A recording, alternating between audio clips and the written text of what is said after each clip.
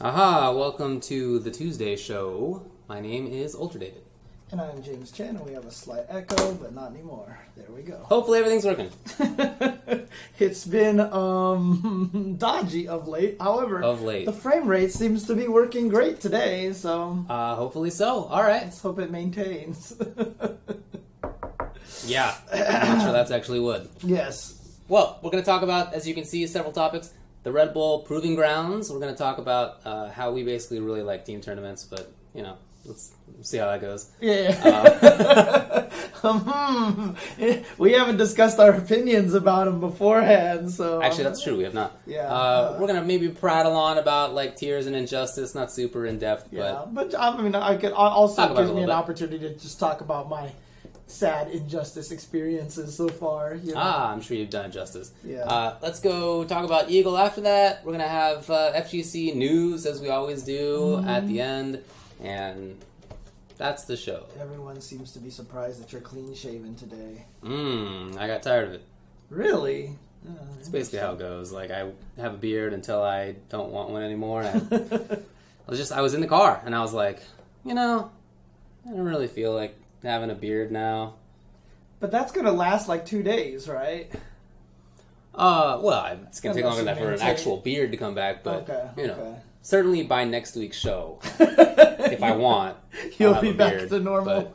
But, I'm not sure I'll want that. I might take a little bit of a break from that. Okay. It's really just a question of how much effort I want to put in. Yeah. If no effort, then beard. Right. So. Okay. All right, well, let's talk about the Red Bull Proving Grounds. Yes. This past weekend, there was a really cool event called the Red Bull Proving Grounds.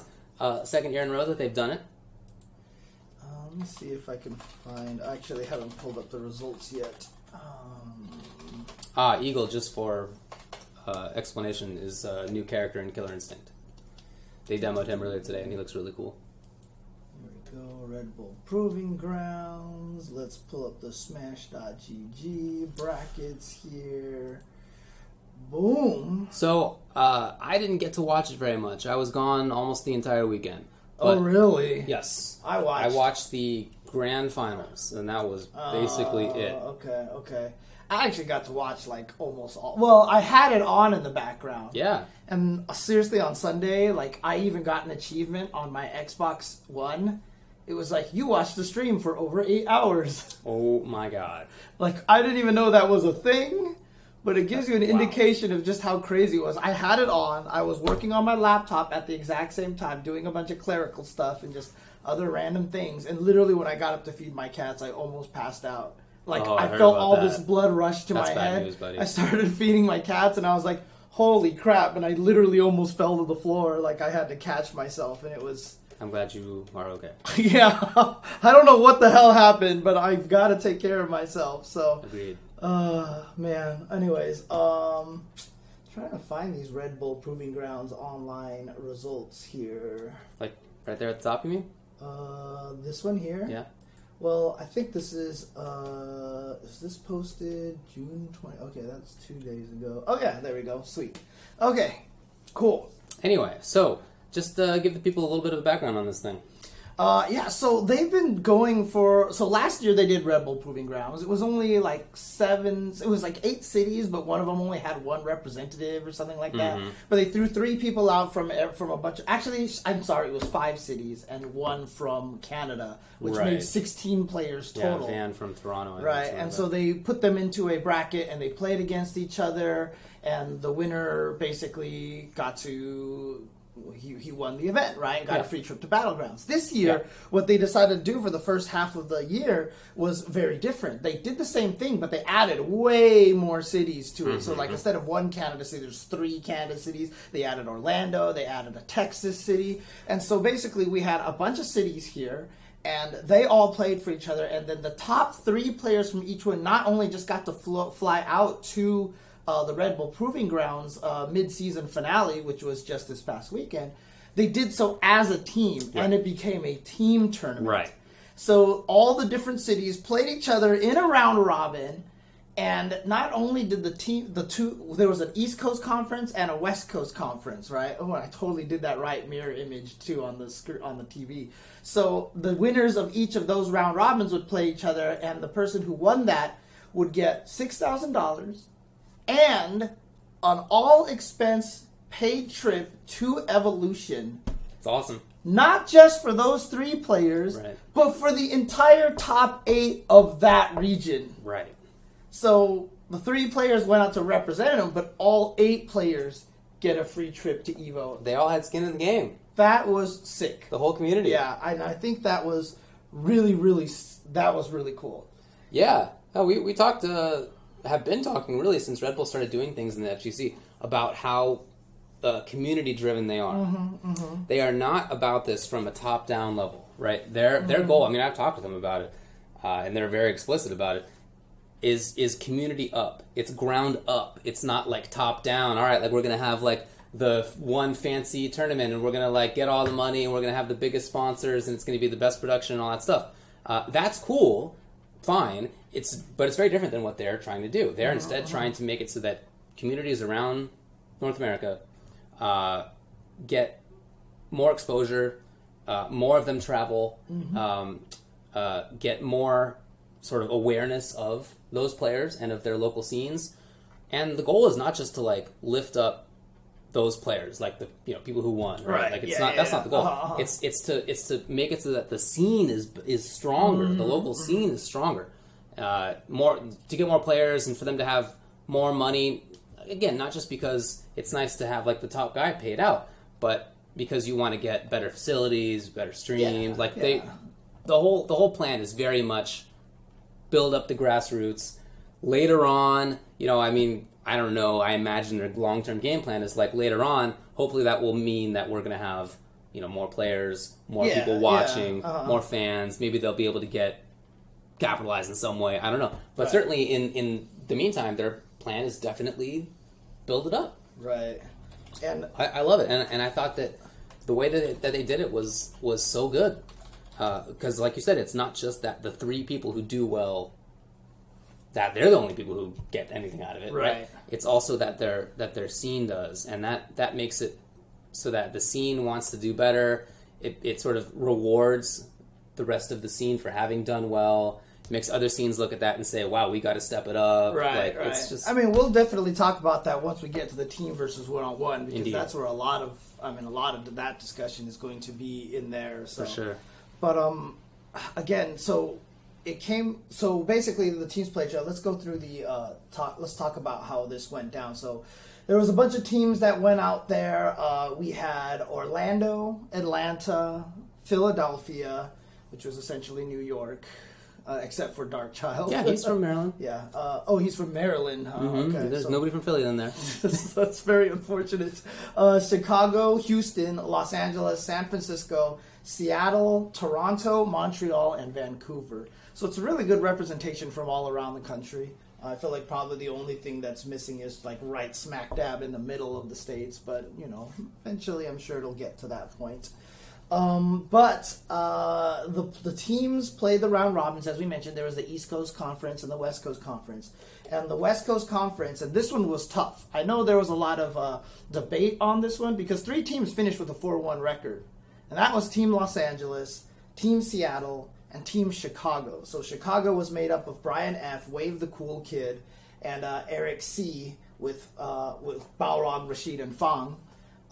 Second place was Team Seattle, which was Jabril, Dr. Danny Pham, and JLMN with Vega, Zangief, and Bison. And of course, LA was Alex Myers, Commander Jesse, and SD Pinoy, Cammy Dalsum, Nakali, and Bison, of course, SD Pinoy. He signed up as Pinoy. That's right. He just signed up as regular He was Pinoy. Not SD San Diego Pinoy. He was LA Pinoy for that day. Also, we're going to just assume, yeah, it's fine. Alex Myers lives in LA. Cool. It's all good. He only just moved. This was his final duty as a SoCal representation. Good work out there, Commander Jesse. Representing LA for LA. I like it. But the thing is, they all had a 4-1 record. And like when you went by different tiebreaker criteria, different teams made it and won. And so like through one, which was the direct head-to-head records, I think Seattle was the one that was supposed to go through, and if you went with like different records, then like Chicago was supposed to go through. In the end, they chose to go with overall win percentage, not head-to-head, just overall. And LA had the better win percentage in the end, so they were the ones that qualified through. So, but to be fair, Wave the Cool Kid, man, talk about MVP for the West Coast side. It was him, and on the East Coast side, they talked about Flux Waves as well from the Montreal team. Yeah. I forgot who it was said that those two players alone had more wins than some teams. Oh, boy. Yeah, just like by themselves, they had a better record than some teams because they just like put in the work. Nice work then. Yeah. Okay. And then on the East Coast, third place was Team Atlanta, which is awesome because if you remember last year's Red Bull Proving Grounds, they basically all went 0-2. They all got dunked. All three of their players who showed up went 0-2. So this year they got third place in the East Coast side, and that of course is Ice Effect, who returned from last year with Laura, Terrence, who returned from last year with Chun-Li, and King Birdie with Birdie. Their third player, which was Squall, has moved to Florida, so he is now representing Florida. So. Yeah, well, I had heard about King Birdie only the last few months. I mean, just hearing about him via the Red Bull stuff, I had never heard of him before. But I think it's great because he's one of these guys who like. I saw one of the Red Bull spiels about him. They like did a spiel about that scene. Yeah. And he said that he was like a closet Street Fighter fan for a long time. Yeah. He was like embarrassed to actually do things about it, but he is clearly talented and has picked it up really fast. So I thought that's really cool. And, that's actually really cool because, even us talking about, like, we didn't know who they were. Did you see Kami's interview? Mm-mm. He literally said he had never heard of Esti Pinoy until that event. What? That's weird. And this is how it happens, right? Yeah. Like, when you're in the scene, you're like, how could you not have heard of him? But if you're not in the scene, right, it's kind of hard to say. So, it's great to have these guys to get the exposure, like even for somebody like Pinoy, who's like massive. He just won a trip to Taiwan, right? He won that Zowie tournament to go to Taiwan. But yeah, it's great to get a lot of the exposure for these guys. Second place was Team Montreal with Flux Waves, as we mentioned, with Armika. He was the notes guy. You mean second place in the East? In the East Coast, yeah. He had the notes. He was the guy who basically every time before a match they had a sheet of paper and they were looking at it, and all the commentators there like said they looked at it and it was like talking about different habits of the players and like that's good. So it's really cool. He brought like physical notes. Yeah, like on his phone. No, it wasn't on his phone. It was a sheet of paper. Wow. And they were all looking at him the whole entire time. That's awesome. I haven't seen anybody bring physical notes forever. It was super cool. I used to have a document that was 25 pages long that I printed out and I would take to the arcades back in like 09 and 10. Oh, man. It's been a while since I've seen that. Snafu was also there with Dalton. Very good work. And of course, Chairithi with now Karen. Mm-hmm. Yeah, whoever's the best character at the time. Yeah. Started with Chun-Li in Season 1 and Season 2, went to Cammy for a little bit, then said, you know what? Karen. He's not shy about it either. Yeah, it's not like he happens to end up and he's like, no, I just happened to play Karen. No, he's like, yeah, she's the best, so. Oh, man. Of course, and then we mentioned first place on the East Coast that got to represent was Team Philadelphia with Kami and Nakali, right. Darkchild and Balrog, and JB with Rashid. Darkchild had some epic trash talking. But, even at one point in time, he admitted it was all kind of, for show and for fun and stuff like that. So, because, when they were beating, I think it was like the Montreal. It was one of the teams. Every time they beat him, he was just like, no, like, next guy, But it was really cool. But then they went up against each other in the grand finals, East versus West. And Team Philadelphia prevailed largely through the amazing play of JB, who also just this morning won King of the Hill as well, because, he's really good. And we chose not to talk about the Red Bull Proving Grounds success during today's episode. We thought it would be too much. Yeah, we just didn't think it would be so right to mention it so immediately after it happened. Let it marinate a little bit. Yeah, exactly. But JB was awesome, and to be frank, I mean, I even tweeted this before it started, the grand final started. I was like, I've got to root for SoCal, but somehow I think this win is a little more valuable to the Philly team. Oh, yeah. Like financially valuable. Yeah, because like SoCal wins for their 1 hour flight to Las Vegas. Right. It's like, come on. Right. Oh, man. But yeah, so shout outs to Team Philadelphia. Darkchild played amazing as well. Really happy for him.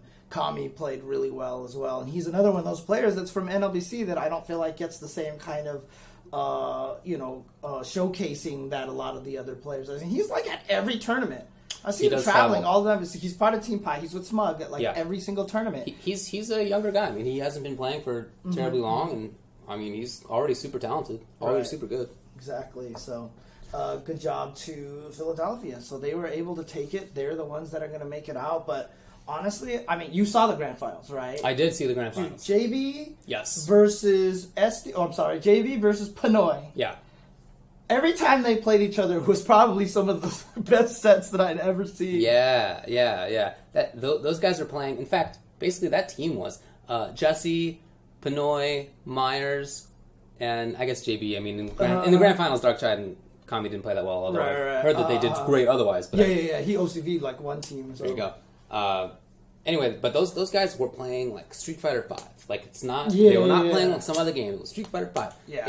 It was movement and mix-ups and fast play and very dangerous stuff. And like they, wake up buttons at like or wake up roll or back roll. Like they had like all of the important mix-ups in there. But I feel like it was so fun to watch. I already think Dictator is fun to watch. He's just a fun character. I've been saying that since week 1. Yeah, I love watching Bison in this game. No, I've always been like that. Rashid obviously is very much a fun and fast character as well. I feel the same way about Dawson. Cammy is Cammy, but she moves around and stuff. I just think that was like a really good showing for how interesting Street Fighter V can be. It's a lot of it, some of it is, but a lot of it is not like the traditional grounded whiff punishing footsie game that you saw in like Street Fighter 4 or Street Fighter 3 even. But I really feel like it has its own interesting merits. Like, I love the movement in the game. I think it's really interesting. I think that the defensive choices have to be unorthodox compared to other games and really interesting. I loved it. Well, I mean, to be fair, I just think that Bison, like you said, fun character to watch. Definitely. I think Rashid is, he's obviously top. I mean, God, there's so many characters I would put in top 5. I would say he's top tier. Yeah, he's top 10 for sure, right? He's top tier for sure. But I feel like those two characters really kind of make the game fun to watch. I think that 'cause it's interesting to me that there was only a Balrog, but there was like none of the Urians or Lauras, And and Darkchild he just couldn't beat Pinoy. Like he could not beat Pinoy. So, but. Like I said, Bison, God, every time I watch SD Pinoy's Bison, it just makes me happy. Like, I get, like, this weird happy feeling inside. He's so fun, man. Because it's so disrespectful. He's such a jerk. So great. Yeah. But he has so many good tools for the context of Street Fighter V. Very, very interesting. Yeah. So, because Team Philadelphia won it, that means that the people going to EVO are everybody else who was top 8 in their local scene, which is JB, Darkchild, and Kami, of course, but also Ludovic, Shin Lad, Therapist, Asar, and King Buffalo. Nice. That's really cool for Shin Lad and Ludovic, guys who I sort of see around. I knew Therapist a million years ago. Really? Oh, back from like the Maryland days or something? Back when I lived in D.C. Okay. Where's he from?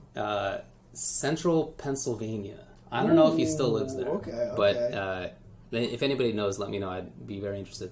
But he and his one other buddy, whose name I now don't remember, would come to our locals in Northern Virginia, and for Third Strike. This is 10 years ago, and they were good. But like they were definitely by themselves. Like there was nobody else in their scene. Right. Okay.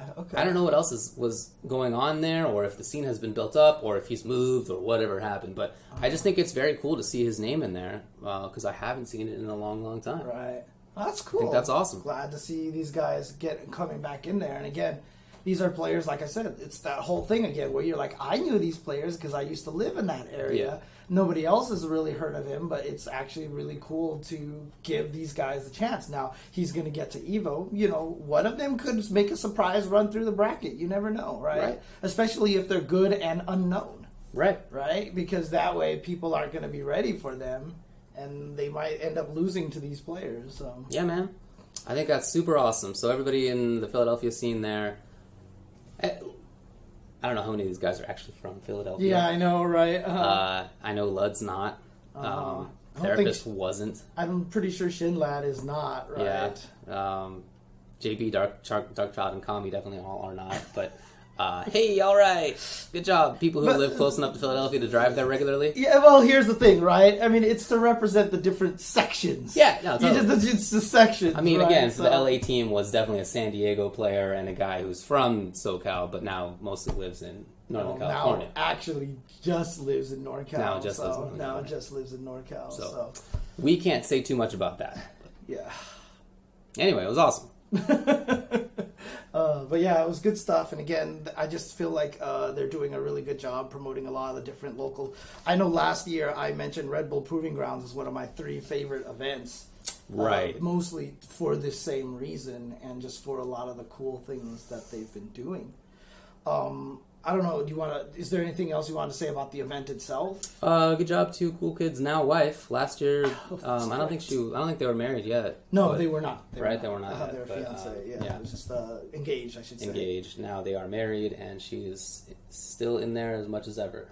Very cool. It's pretty. Did you see some of the photos too? Like there are some great photos out there. Yeah, it's amazing. So he's a very quiet dude. He doesn't yell much. I mean, I haven't hung around him a ton, but he doesn't yell much, and he's seems very genteel. Yeah, soft spoken, and he's a little jokester, but he's not out there with it. And then she is definitely maximum out there. So I think that's a really cool little mix they got going on. Yeah, exactly. That's how it usually works, right? Opposites attract. There you go. That's what they say. Exactly. That's what Paula Abdul said in the 80s. No, I'm just kidding. That's right. She was into cats, so that's weird. I've seen that video.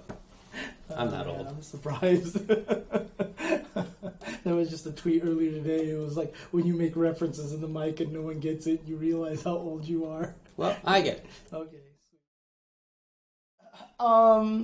Okay. Well, one of the reasons that a lot of people did say that they really enjoyed this event, though, was the fact that it was a team tournament, and instead of being an individual tournament. And I saw a lot of people talking about they should do more team tournaments. And it's interesting because this is kind of very similar to the discussion that we had earlier in the year when Filipino Champ was we should have more exhibitions instead of singular tournaments. And so should we do that? And so now it's kind of the same thing. A lot of people seem like they want different formats that are not just single tournaments, one-on-one kind of events. And look, I'll just start off by saying that I think team tournaments are awesome, and I've been championing them for a while. Every time I talk to the Texas scene, I've said this a million times, that they should create team tournaments between the cities to help bring up the Texas scene, or even do stuff have Texas start a rivalry with the Midwest for no reason, for no justifiable reason, but only just to kind of gain that kind of team based play, because I think the camaraderie is really, really important. However, I do think that it's a secondary format. I do think it should be less important than the 1v1. I still think the 1v1 is the most important thing because Street Fighter is still about 1v1. Now, there's a lot of benefits to the team tournament, but I will save that. And, what's your thought on the whole entire thing? Team tournaments happen basically every major. Okay. It's not some new thing. Yeah. It's almost every Friday night of a major. Some don't do it, but most do. So I don't know. It's not it's rare to see a team tournament, right? I enjoy watching them, but it's not rare. What was more compelling to me about this format was that, I guess probably should have mentioned this while we were talking about the event itself, but I really liked how they had the players sitting there. Sort of next to each other, they could talk to each other. There was definitely the strategery element going on, right? Like it was strategery. Yeah, that's right. That was clearly a very big part of it, and I like that. Like that's more what I care about, or I like the fact that they're all competing to win the same prize. Like it's important that they win so they can go to Evo, right? Right. Or it's important that they win so that the other people who got top 8 in their locals, they go to Evo. Like that's what I liked about this team tournament format. I feel like it really brought out the sort of team aspect of it. Right. Typically, when you see a team tournament, it's just like one guy goes, the next guy goes, and it's like, That's how I feel about almost all team tournaments, even great ones like Cooperation Cup for Third Strike, right? That's a long running Third Strike 5v5 tournament. It still gets big numbers in Japan for entrants, but it's definitely like one guy goes and the next guy goes. Right. It's like not. I don't really feel like that's playing up the team aspect of it so much. So yeah. I really like playing up the team aspect of it because I feel like that can then differentiate it between enough from singles and team tournament rather than a team tournament just feeling like it's a succession of singles. Yeah, and to be honest with you, a lot of people have talked about team tournaments as like a basketball or a hockey or baseball kind of thing where it's like, oh, wouldn't it be interesting if we had like players traded from teams? And see, I'm not interested in that. Like what I really want, honestly, is the reason why it's kind of going along with what you said. The most important thing to me about this team tournament was that it was a regional thing. Yeah. That it was the people that you play with and against all the time. For sure. And now what it does is it builds a camaraderie with those people. Because to be honest with you, some of those people, like the fact that Kami and my head is blank, JB, went out to Philadelphia, they were probably seen as rivals, as enemies. So. And so there's probably like some animosity or like, but then as soon as now all of a sudden they're representing your area, you'll try to help them, et cetera, et cetera. There is this level of camaraderie that you obtain from there. So, like, for example, like all the Orlando guys in there with like CJ Truth and everybody, like, so maybe they're rivals in there within their own scene because they're clearly some of the best players there, right? And so now all of a sudden it's like, hey, CJ Truth and Cruzy, who are both Cammy players, now all of a sudden have to give each other their Cammy strategies, right? As opposed to withholding them back from each other, So, sure. Like, I feel like there is a valuable aspect of that team tournament, and that's why I've suggested it to the Dallas scene and to the San Antonio and Austin, like so that way they can all team up and learn to fight against the enemies. The team tournaments that I have really liked in the past are the ones that I can recall are the Canada Cup ones that were like Team USA versus Team Japan or Team Korea versus whatever else. Because there is that regional aspect to it, right? I think that's exactly spot on. Yeah, those are the things that matter. If it was, you could trade players around. I don't care about that stuff. I'm like kind of out of it, even in sports now. I don't really care about that in sports. I still care about like the California football team or old Golden Bears, but that's only because I went to Cal Berkeley. Right. Like if I didn't, then I wouldn't care. It's just a regional thing. Like the Ducks, like they got players from everywhere. Yeah, I know. I don't even know where they're. I don't even follow it enough now to like honestly know where they're from. And that's different than everybody being from the same area. I really feel like it's more interesting to watch. So. I mean because honestly, there's something about regional pride that really sticks with people. Like, it's the one thing that I feel like really kind of sticks with a lot of people so that they really want to represent specific areas, right? That's why you have guys like Combo Fiend and Snake Eyes and all those guys who are all heading up to Northern California, and they're like, no, I will be Southern California forever. They refuse to. Chris G comes out to West Coast, and he's like, he's going to be NY Chris G forever, right? So there are just those. There's something about having that regional pride. So when you actually play in these team tournaments, it's weird. It's like that extra thing at stake. Because like you said, you can root for anyone on the Ducks as long as they're on the Ducks, right? Look, this is the typical Asian thing, right? Oh, Michael Chang. Got to root for him for tennis. Who knows how he plays? Got to root for him. Watch the Olympics. Got to root for everyone who's from China.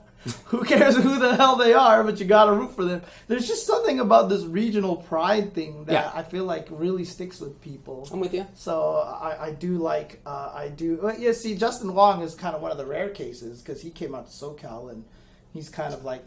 He was disaffected with New York. I mean, he wasn't... like, Chris G came out here and he's, like, definitely in love with New York stuff, but Justin was not. Yeah, and not only that, but he's also not... He never even really took up the NorCal moniker either. He kind of stayed SoCal because SoCal treated him well for sure. So, that's right. That's the thing. That's what makes the team tournament exciting to me. That's what made it exciting. And a lot of people in the chat were saying that like it did feel like that trip to Evo was really like high stakes. Like, for sure. And not only that, but if you lose, and this is kind of tricky too. This is the one good thing about team tournaments, I will say, is that if you lose, you're not necessarily only disappointing yourself, so you can be one of those guys that's just like, well, whatever, I suck. Yeah. You're right. You had 5 other people in your home city coming like, come on. Right, come yeah, on. they wanted to go to Evo too. Definitely, man. So, there's definitely this level of, you can't let anybody down. And, we have team tournaments on Friday nights all the time, and they don't have that same kind of stakes to it. They do not. So, you know. But, like, if you set up... every time I talk about that Texas thing, like, you take the 4 big cities there, you have the setup between the team tournament. What if all the entry fees were not going to prize money, but they were all to pay for tickets to Evo? I hear you. And people have definitely done that in the past. Yeah. And then you could just imagine how hard they would all want to play to be the Texas city that gets to go try to represent Evo. I think that would be sick. So, yeah.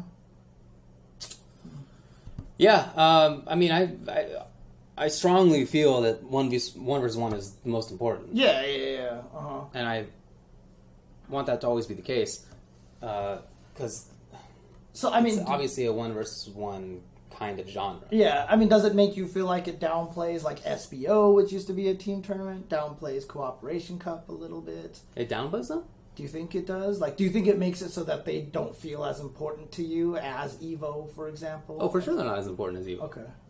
I've never thought they were more important. Even when SBO was as big as it ever was, I never thought it was bigger than Evo. Right.